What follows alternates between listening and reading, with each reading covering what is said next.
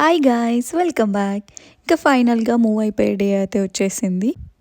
Early morning లేచిపోయి అలా ఫుల్గా అందరం రెడీ అయిపోయి వాట్సాప్ సుధా, న్యూ హాల్ తీసుకొని ఎలా వచ్చేసాం. ఉంది ఎక్స్పీరియన్స్? ట్రాక్టర్ వేసుకొని వచ్చారా? చాలా పెద్ద ఉంది మీ ట్రాక్టర్. జంపింగ్. పాపం న్యూ హాల్ని స్వరూప్ సుధా వాళ్ళు డ్రైవ్ చేస్తూ తీసుకొచ్చారు. ట్రాక్టర్లా అనిపించిందంట. ఇంకా 9 లోపు అయితే ఇంటి లోపలికి వెళ్ళిపోయాము.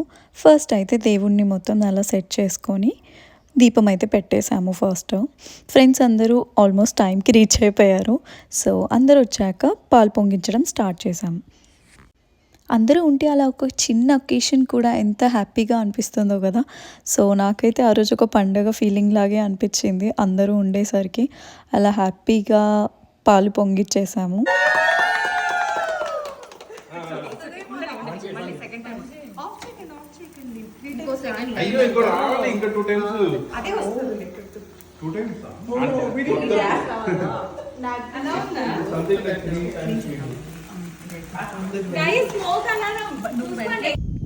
యూఎస్లో అయితే ఈ ఫైర్ అలారం, స్మోక్ అలారం బాధ అయితే తప్పదు.